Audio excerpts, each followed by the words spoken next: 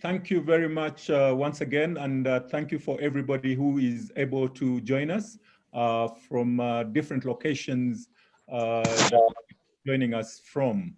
My name is Brazil Musumba, and I'm speaking to you from Nairobi, and I'll be conducting the meeting on behalf of the organizers and everybody who has worked in the back room to make this meeting a success. So we are here for the Horn of Africa and Sahel Virtual Knowledge Share Fair. We have we've been forced by circumstances that you are all aware to go virtual. I'm sure it would have been better if we could have had this meeting physically as we have done in the past. So this is a fair that is organized with the support from the Food and Agriculture Organization of the United Nations, FAO, and the two organizations that are in the forefront is the Intergovernmental Authority on Development. This is IGAD, based in Djibouti, that brings together 8 member states from the Horn of Africa, and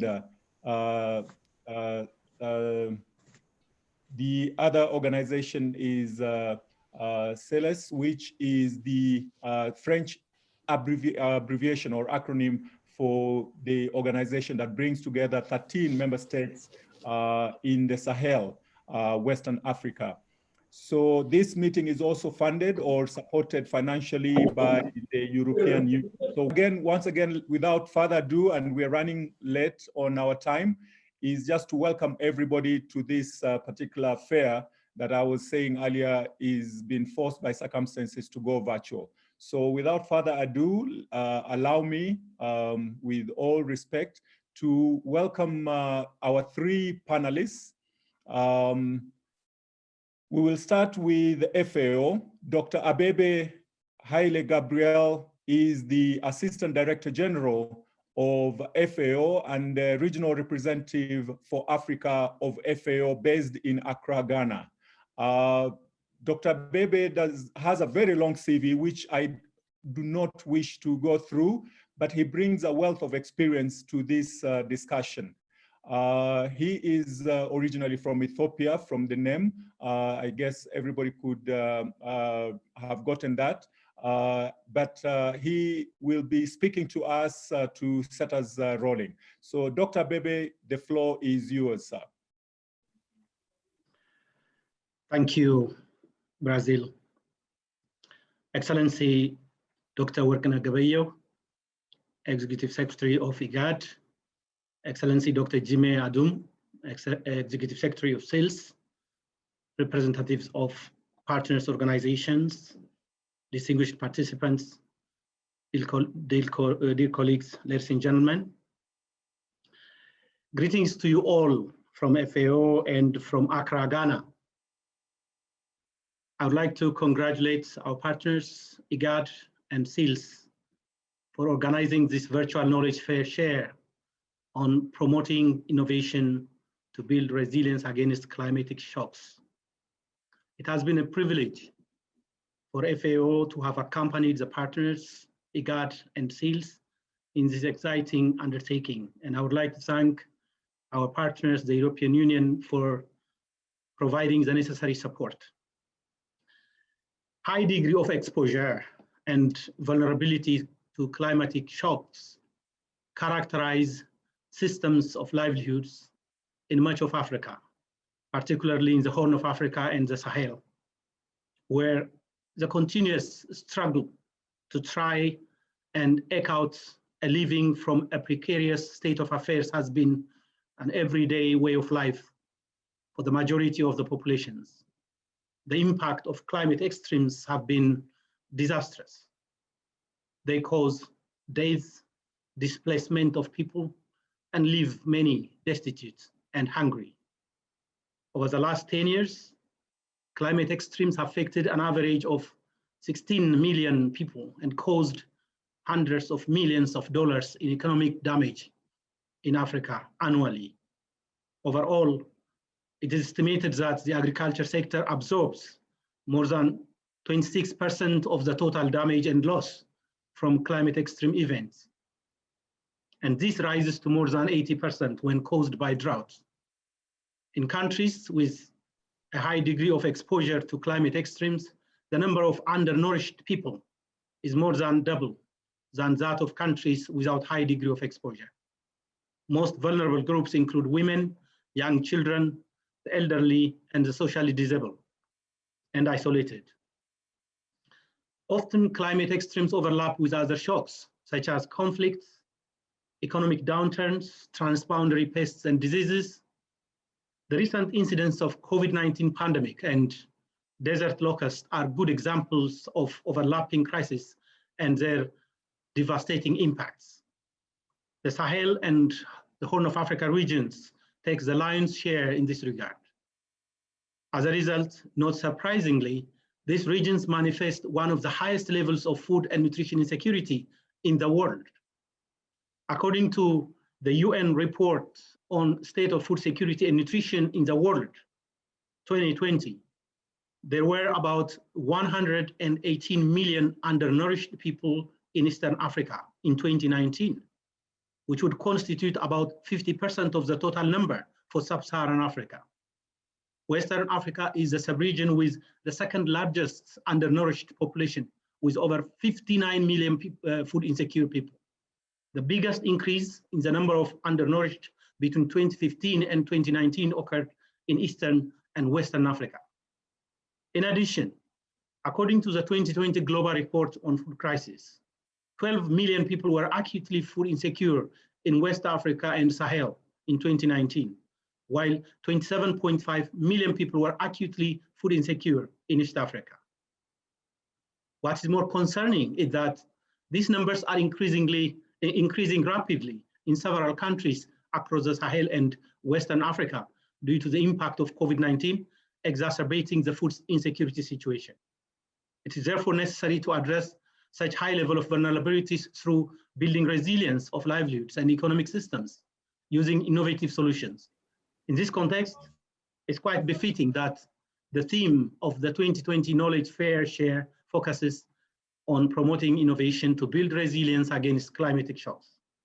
Obviously, it builds on IGAD, SEALS, and FAO's efforts to promote knowledge management for informed decision-making and investment in resilience building, including the operationalization of the Memorandum of Understanding signed between IGAD and SEALS for strengthened collaboration to promote resilience, good practices, and uptake. It's important to recognize that key set of tools and interventions are available to promote climate resilient agriculture and food systems, to drive the food security and nutrition agenda, including risk monitoring and early warning systems, vulnerability reduction and climate adaptation measures at farm and ecosystem levels, risk sensitive and shock responsive social protection schemes and risk transfer mechanisms such as insurance, climate risk governance structures and processes, emergency preparedness and response, among others. It's therefore appropriate that the program of the virtual Share Fair is structured around themes of disaster risk reduction, climate change adaptation, social protection, innovative support to agro-pastoralists and pastoralists, information and early warning systems and analysis, and natural resource-based conflicts. This is in line with the priority thematic focus areas for resilience building that were identified during the partners consultation meeting, which took place in June 2019 in Nairobi, Kenya, organized in collaboration among the African Union Commission, IGAD, SEALS, FAO, and other strategic partners. Knowledge exchange and cross-fertilization between resilience actors in the two regions through the virtual knowledge share is expected to support evidence-based decision-making in these key thematic areas for resilience building in Africa.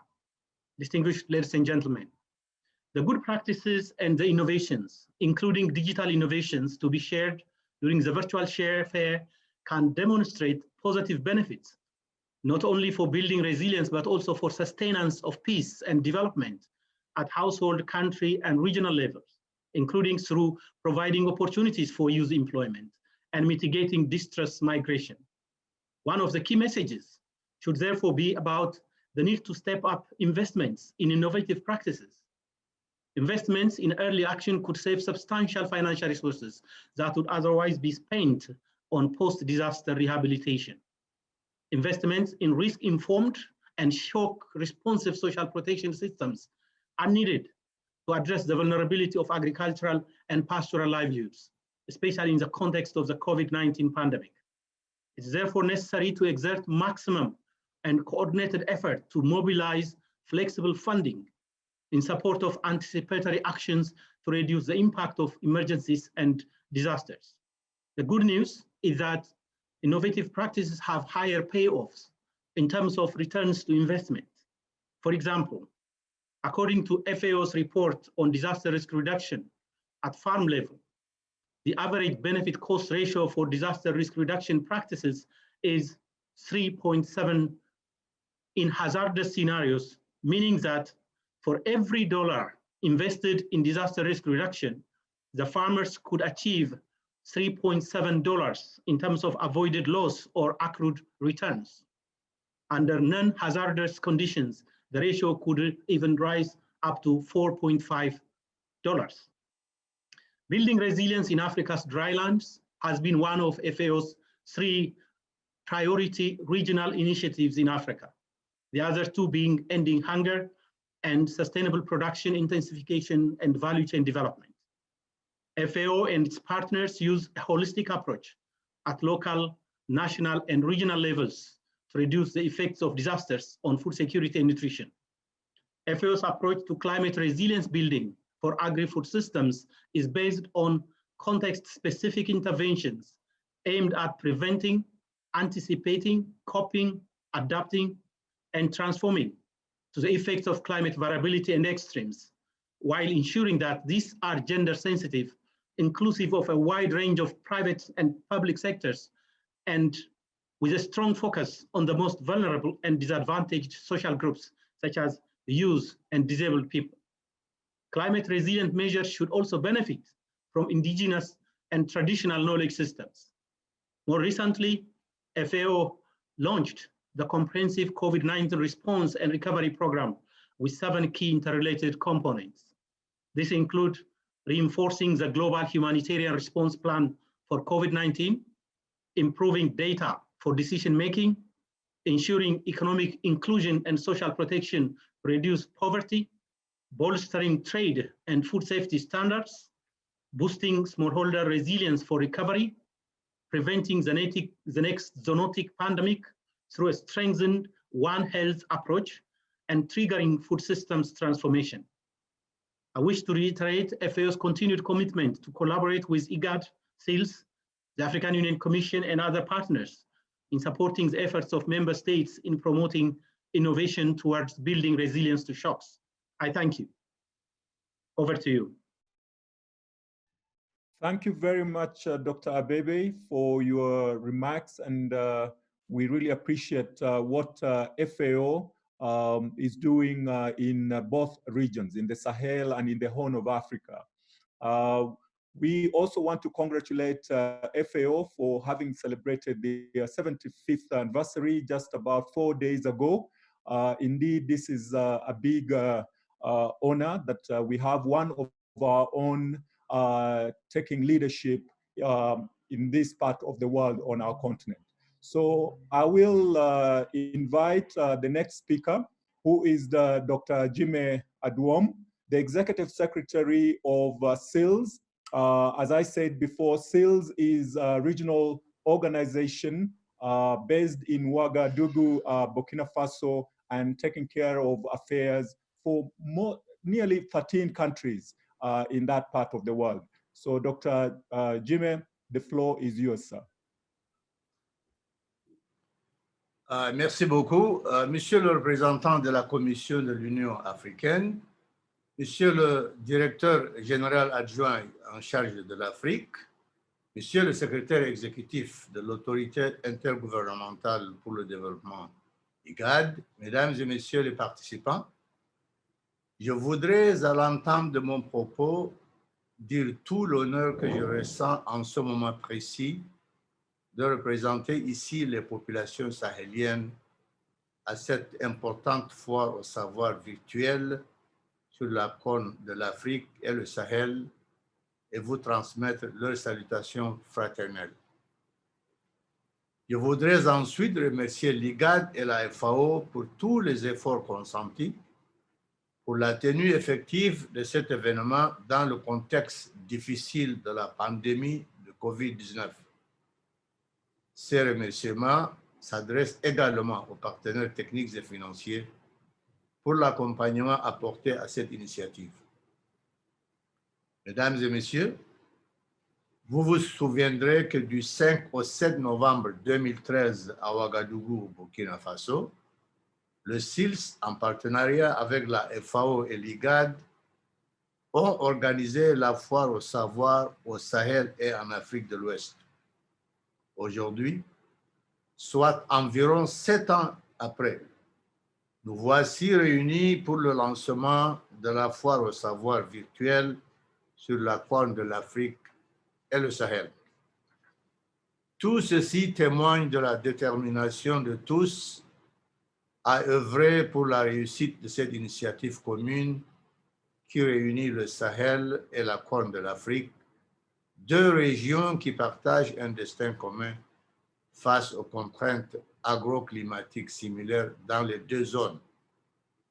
Cette coopération concrétisée à travers un protocole d'accord entre le SILS et l'IGAD signé en 2013 témoigne de notre conviction que l'union des compétences et des connaissances constitue la voie la plus sûre dans le combat contre la sécheresse et l'insécurité alimentaire et nutritionnelle, mais aussi dans notre combat permanent de renforcement de la résilience de nos populations face aux multiples chocs auxquels la Corne de l'Afrique et le Sahel sont régulièrement confrontés et parmi lesquels le changement climatique constitue le plus grand défi.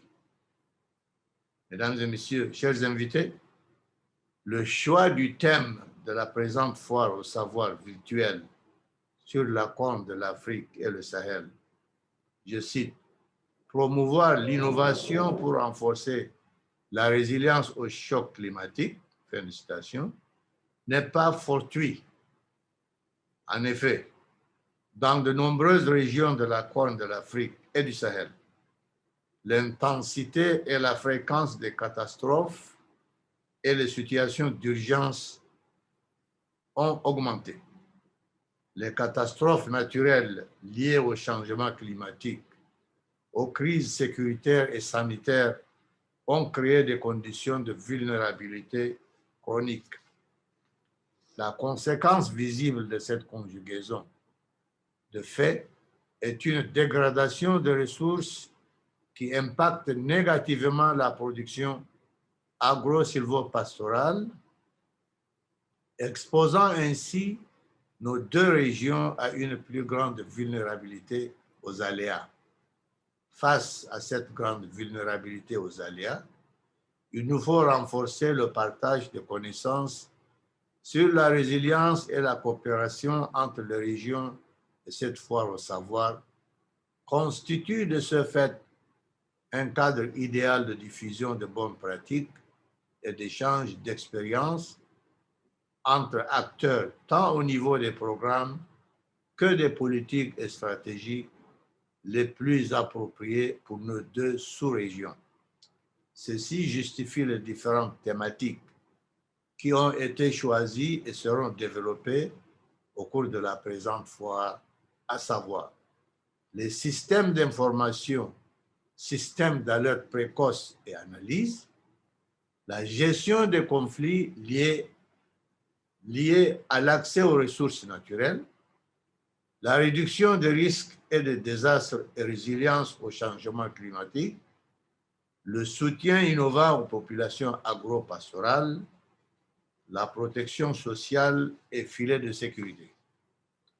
Mesdames et messieurs, je ne doute point que les échanges d'expériences qui se feront autour de ces thématiques permettront de contribuer à la consolidation de la résilience au choc climatique dans nos espaces respectifs.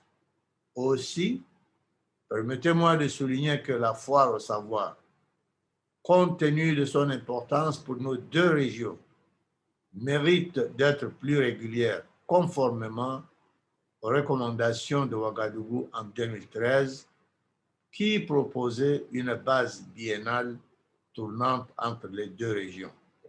Avant de conclure, permettez-moi de réitérer mes remerciements à tous les partenaires du CILS et en particulier l'IGAD, la FAO et l'Union européenne pour avoir permis la tenue de ce grand événement en faveur des vaillantes populations du Sahel et de la Corne de l'Afrique.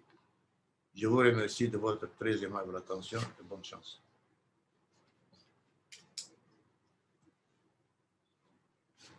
Thank you very much, Dr. Jimmy, for your remarks. And indeed, SILS together with IGAD brings together, I was just doing a quick math, it brings together almost half the member states of Africa. So indeed, we have half of Africa on this platform, plus beyond the continent. Already we have more than 120 participants listening to us, and we welcome them all. Also, let me take this opportunity to emphasize that the theme indeed of this knowledge share fair is promoting innovation to build resilience against climate shocks. It couldn't have come at a better time. So without further ado, let me take this opportunity once again to thank Dr. Jimmy for his remarks, and to also say that we are very happy that Chad did donate you to the region of Sahel and indeed to Africa, bringing in a wealth of experience. So let me welcome our next speaker, Dr. Wakne Gapie, who is the Executive Secretary of IGAD. IGAD is a regional organization working out of Djibouti, but bringing together 8 member states of the Horn of Africa. Dr. Wakne comes to us having worked with the government of the Federal Democratic Republic of Ethiopia as a Minister for Transport before, and also now as a Minister for Foreign Affairs before he took over his current position at IGAD. So Dr. Wakne, the floor is yours, sir, for your remarks. Thank you. Thank you, Brazil. Thank you very much for the introduction. Greeting from Djibouti, the headquarters of IGAD. Dr. Jame Abdum, Executive Secretary of SILS. Dr. Ababa Haile Gabriel, Assistant Director General and Regional Representative for Africa of FAO. Representatives of the African Union Commission and Southern Africa Development Community. IGAD member state partners in the resilience program, humanitarian development and peace agencies partnering with IGAD, representatives of non-governmental and civil society organizations, community representatives, and members of the private sector. Ladies and gentlemen, let me start by thanking the Permanent Inter-State Committee for Drought Control in the Sahel and the Food and Agricultural Organization of the United Nations, FAO, for co-hosting this very important event. This is an inaugural virtual knowledge share fair that brings together the Greater Horn of Africa and Sahel region and aim to promote innovation to build resilience against climate shocks. In this uncertain time of the pan-regional threats such as the COVID pandemic, unprecedented invasion of desert locusts and extensive flooding in the part of our region, the number of people is said to be double to 54 million if we don't act with urgency. This is a current crisis that our farmers are facing at this particular time, and they are crying for their farm as well as to their future. It provides us with a platform to put together evidence-based response to the triple threat of the pandemic and additional climate-related shocks, such as the devastating desert locust invasion and flooding that have destroyed lives and livelihoods in our part of the world. If adaptation is the key to survival, we must come together to arm each other with the insights and innovations that we need to effectively overcome the multiple hazards. Dear colleagues, IGAD was founded on the notion of building the resilience of communities and state to regional disasters. It has been the cornerstone of our work in the 34 years of our existence as IGAD.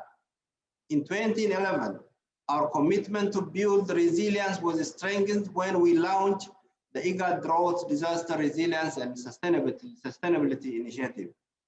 This 15-year strategy in 3 phases, spanning 5 years each, captures the aspiration of IGAD member states to end drought-related disasters.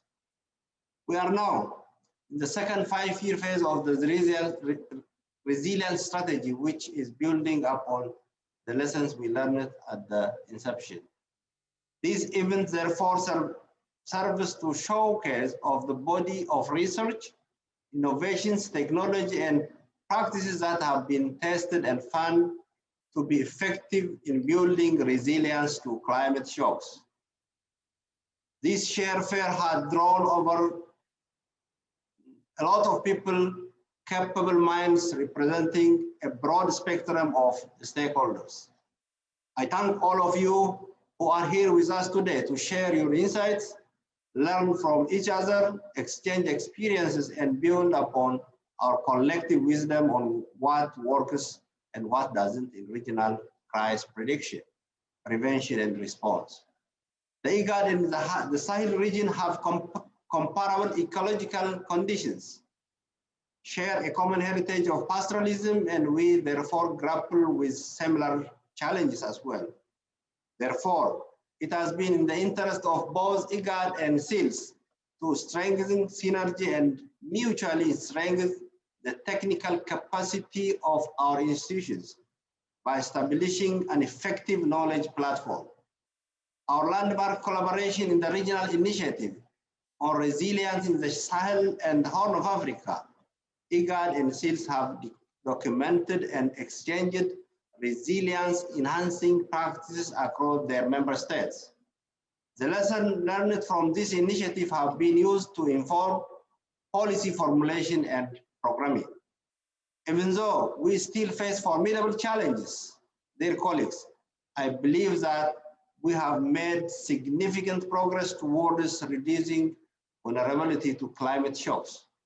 I call upon all parties here to rededicate ourselves to pursuit of this objective and continue working together through knowledge exchange and collaboration between resilience actors.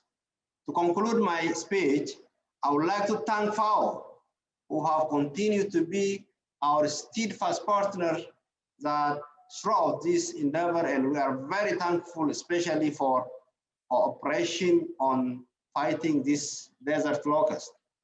IGAD sincerely appreciates their continued support to knowledge management initiative in the IGAD and Sahel regions. Finally, I want to reiterate my commitment to enhance knowledge management for resilience building and sustainable development, and wish you all a successful event. Thank you very much. Thank you very much, Dr. Wakne. Always a pleasure to hear from you. And indeed, the two organizations, SEALS and IGAD, are twins because the subject area that you tackle is very similar, and you have embraced other related challenges that the two regions are tackling. Therefore, thank you very much for your remarks. And just to let you know that the FIA started actually yesterday on the 19th, and it will be going on until 23rd of this month. And therefore, I call upon all the participants who are now going beyond the 130 who've joined us today, and you're most welcome to really get to interact with the program, a very rich program that we have that has been put together with the three organizations, FAO, SILS, and IGAD, with the support of European Union. So without further ado, we are coming to the end of this opening session, and moving on in the next slightly less than half an hour to our first main session or plenary session, parallel sessions that will be following from around 12:15. So once again, let me thank all the organizers, people who've been working in the back room to make this opening session and subsequent sessions a success. We look forward to seeing you in the next session starting at 12:15 East African time. I know some people are very early in the morning in other parts of the world. So once again, thank you. It was a pleasure being your host, and thank you everybody who was able to join us this morning. Thank you. If I may, this is Frederic from FAO. On behalf of all of our colleagues, also from IGAD and SILS who organized this meeting, since we have a little bit of time left on this opening session, and thanking very much our distinguished speakers, since it is a share fair, we'd like to take the opportunity of the chat room to ask our participants what they would like to learn, what they expect from this share fair, inspired by the three speeches that we heard. What would they like to learn from this share fair? The chat box is open, and so we will see how we can respond. Thank you very much. Thank you very much, Frederic. In fact, sorry for maybe, I just realized we have, though we started late, we managed to catch up pretty well, courtesy of the three speakers who kept to limited time that there was allocated to them. So I've been seeing some comments on the chat. If we could just, if anybody could raise a hand and maybe put a question or a comment. The floor is open. So dear colleagues, anybody with a comment? Mr. Moderator. You're most welcome. Go ahead. If you allow me. My name is Martin van der Knaap, and I'm the Fishery and Aquaculture Officer of FAO in the sub-regional office for Eastern Africa based in Ethiopia. Distinguished participants, I was very much impressed by the opening lectures.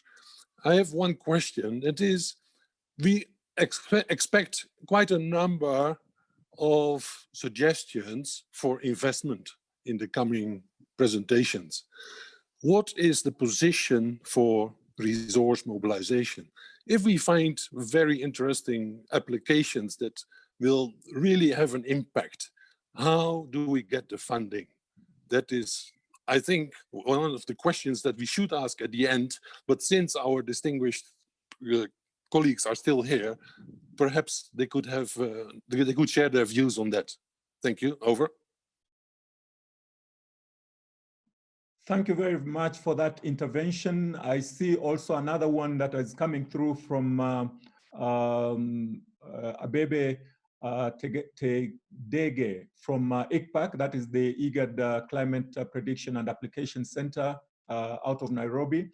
And he's asking, are we coping well with the climate shocks, that is drought and floods that are happening in different parts of the continent and the world at large? Are we coping well with the climate shocks?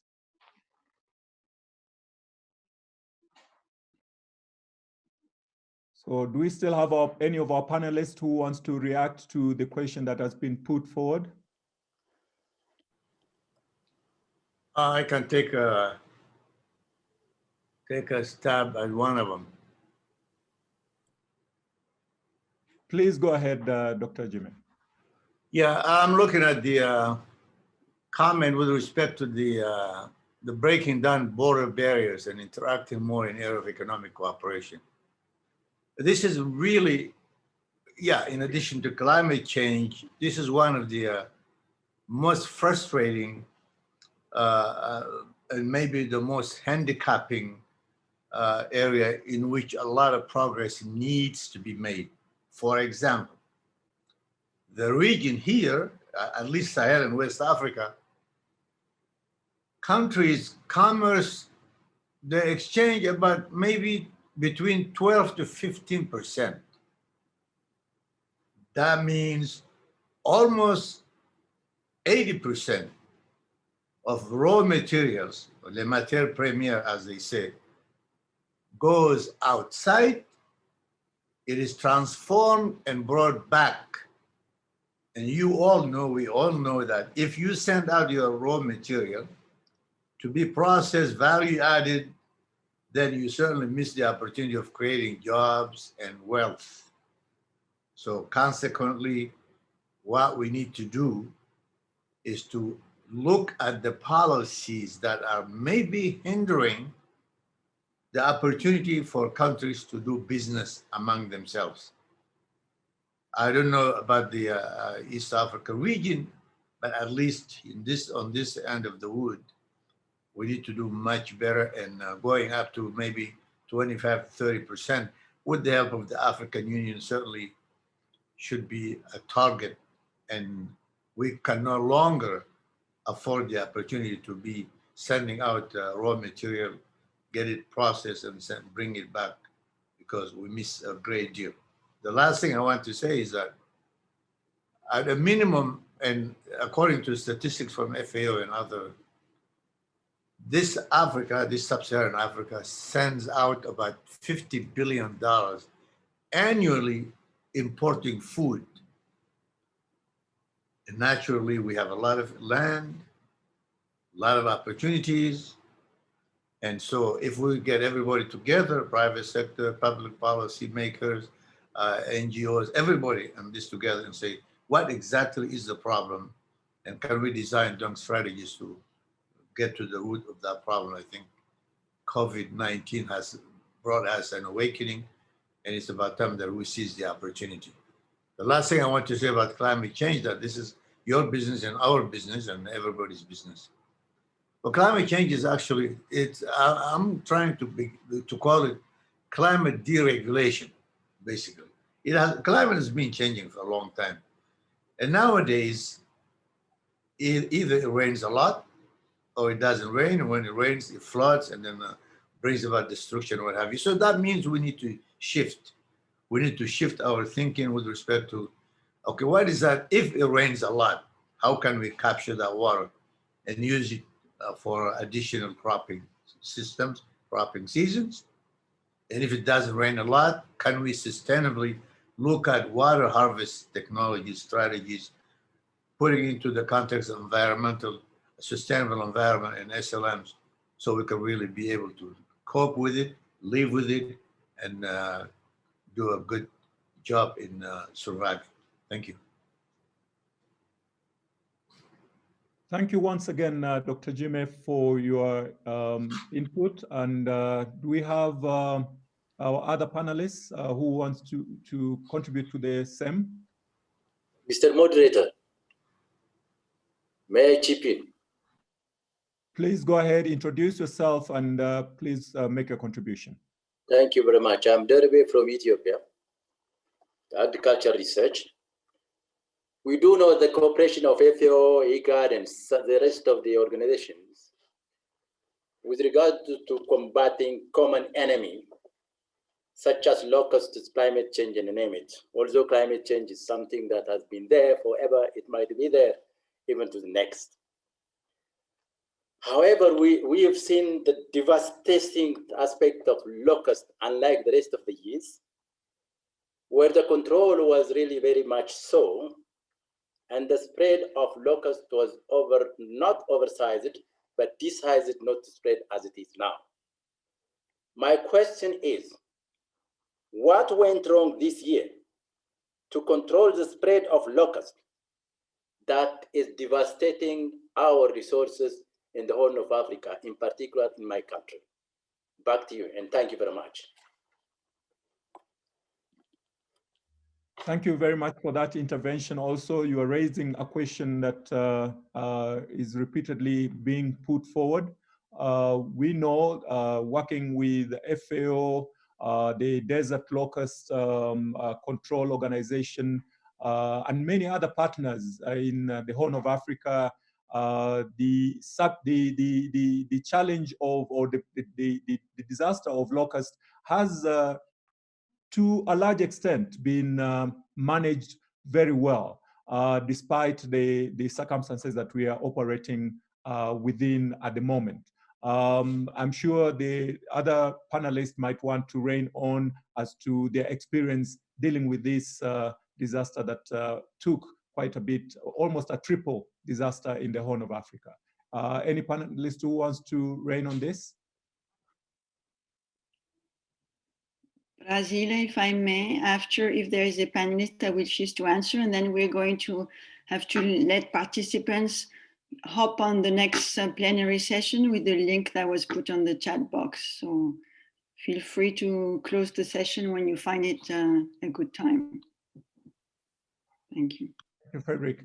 I just want to hear if any of the panelists wanted to rein on the questions or comments that have been made by the participants as we prepare to move to the next session. I don't see any, but the questions that have been put forward, these are things that I think we'll be dealing with in the course of the next 3 or so days, starting in a few minutes and moving forward tomorrow and the day after. So once again, now it is almost 7 minutes to 12 noon in East Africa. And I think we need to give time to the participants to prepare to move to the next session. Once again, thank you for all that were able to join. And we look forward to seeing you in the next session. And the questions that are being posted on the chat box will not go to waste. So we will make sure between us, the organizing team, to make sure that these questions get to the next parallel session. Thank you, and I beg to close at this moment in time. So you can leave at your own pleasure and join the next session.